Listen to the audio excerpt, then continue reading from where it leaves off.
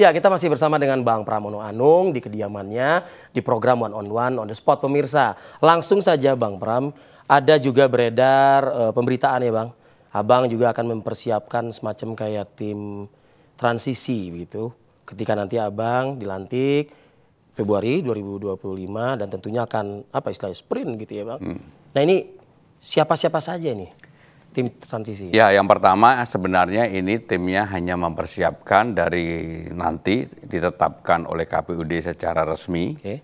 Kemudian ya bekerja kurang lebih 1 bulan mempersiapkan hal-hal yang harus begitu saya dilantik, yang rencana awalnya tanggal 7 Februari, 7 Februari betul. saya bisa langsung kerja. Karena saya ingin begini, selama 100 hari pertama, saya akan keliling ke tempat-tempat yang sebelumnya saya udah kelilingi. Dan di dalam keliling, Sebagai bentuk apa itu Bang maksudnya Bang? karena pada saat keliling saya kan belanja masalah Ya, oke. dan juga pasti ada janji-janji politik. Dan yang saya janjikan adalah hal-hal real yang dialami oleh masyarakat. Semacam. Kartu Jakarta Pintar, kartu untuk lansia, difabel, KJMU untuk mahasiswa. Kemudian juga hal yang berkaitan dengan persoalan real di masyarakat tentang disabilitas, tentang sekolah. Pendidikan ya. Pendidikan dan yang saya juga temukan selama belanja masalah adalah banyak sekali ijazah yang tidak ditebus karena orang tidak mampu dan sebagainya, bahkan ada yang 15 tahun tidak ditebus.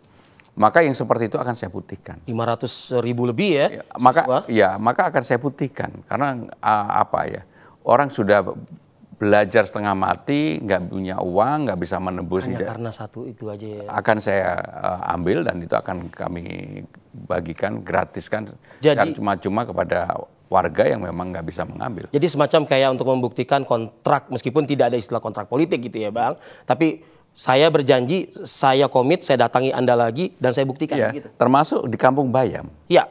Karena di Kampung Bayam pada waktu itu saya menyampaikan ketika saya menjabat nggak lebih dari 1 bulan pasti saya selesaikan dan akan saya selesaikan. Bisa Bang? Harus bisa. Karena ya apapun persoalan di Kampung Bayam itu kebetulan saya sudah pelajari dan bisa. Hanya memang pada waktu itu ada persoalan pergubnya belum selesai. Jadi kalau Mas Anies misalnya 2 periode saya yakin pasti selesai. Jadi saya udah mau pelajari dan saya yakin itu bisa, maka kalau hari itu dilantik, saya akan ketemu teman-teman Kampung Bayam, Bang Furkon dan teman-teman, dan mudah-mudahan bisa diselesaikan segera. Termasuk persoalan akuarium, tanah merah, dan sebagainya. Jadi betul-betul saya ingin dalam 100 hari pertama itu keliling setiap hari, bukan belanja masalah, tapi merealisasikan. Ya, merealisasikan apa yang saya janjikan di dalam sosialisasi ataupun kampanye yang saya lakukan. Sudah tersebut nih tadi sama Bang Pram kan, ada nama Mas Anies. Mas Anies kah yang akan menjadi figur transisi? Jadi di figur transisi yang saya ambil bukan nama-nama besar. Saya ingin ini adalah bekerja. Tetapi apapun orang-orang yang dulu pernah membantu Pak Ahok, membantu Mas Anies, membantu Bang Foke, yang memang mereka punya pengalaman di lapangan, saya akan dengarkan untuk itu.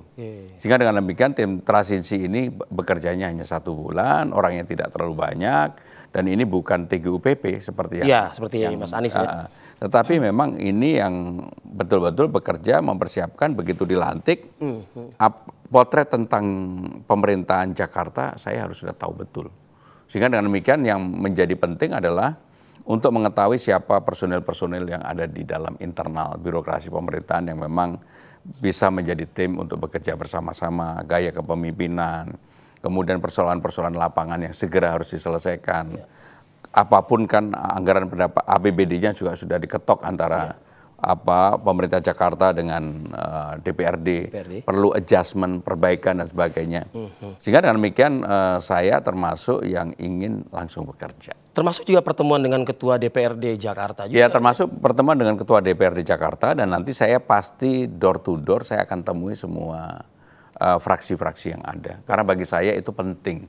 Komunikasi itu penting dan yang membedakan dengan pemerintah pusat di pemerintah Jakarta ini sebenarnya kan nggak ada yang namanya oposisi, nggak ada lah. Yang ada adalah bagaimana kita secara bersama-sama membangun Jakarta. Apalagi Jakarta bukan lagi sebagai ibu kota negara, Jakarta sebagai kota global, maka tantangan itu ada di depan mata kita.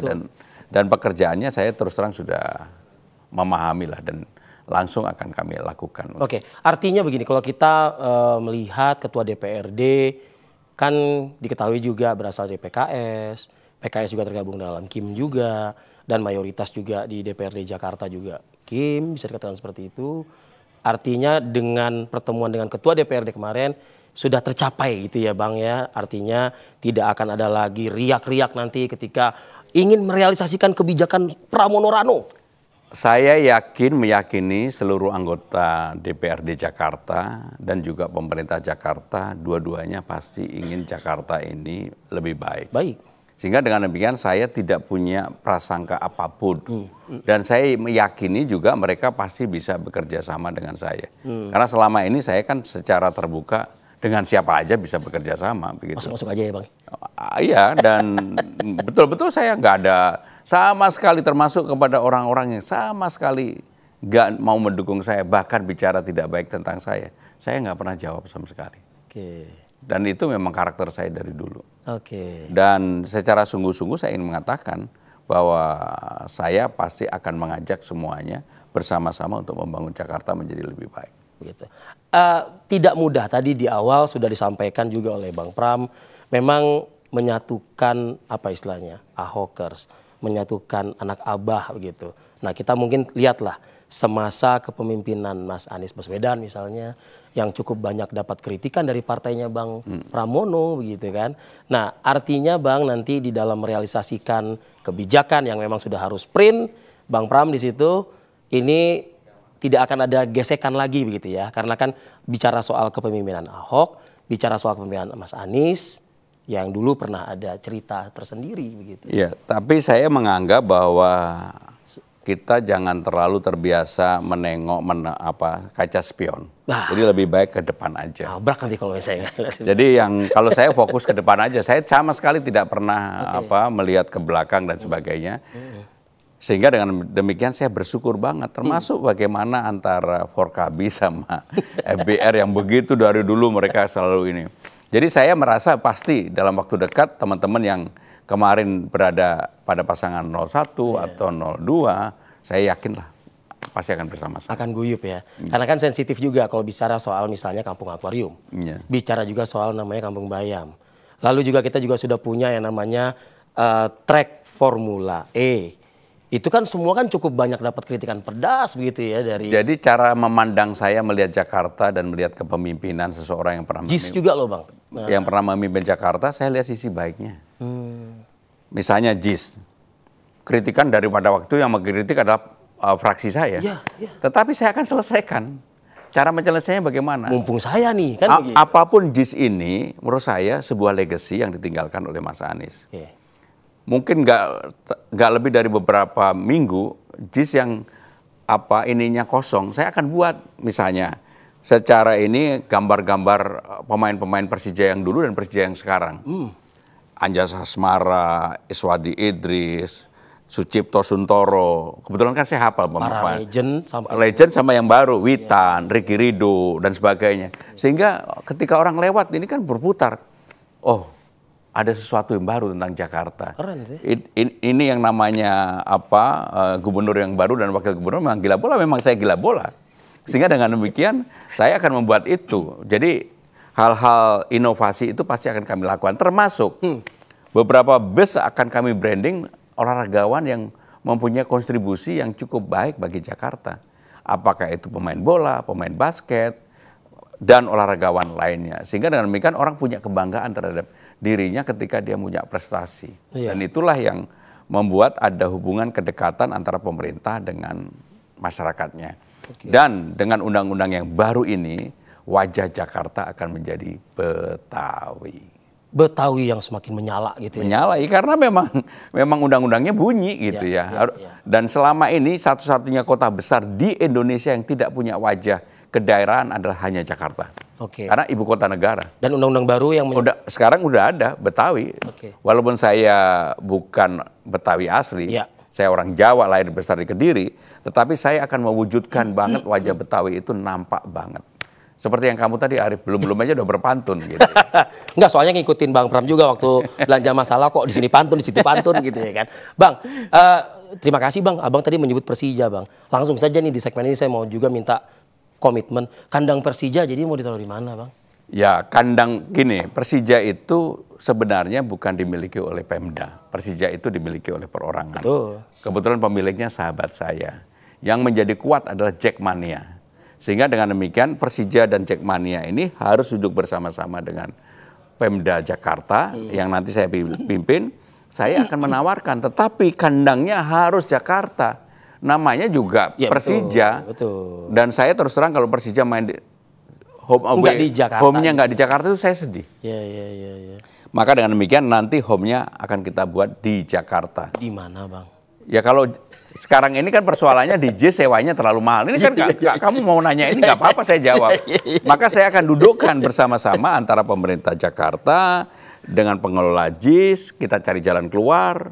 Dan yang paling penting adalah BUMD-nya jangan seakan-akan nggak mau tahu. Karena apapun ini Jakarta, orang yang sudah berjuang untuk Jakarta ini secara pasti juga harus didukung. Iya. Dan harus guyup dan harus nampak di permukaan. Dan itu saya akan lakukan.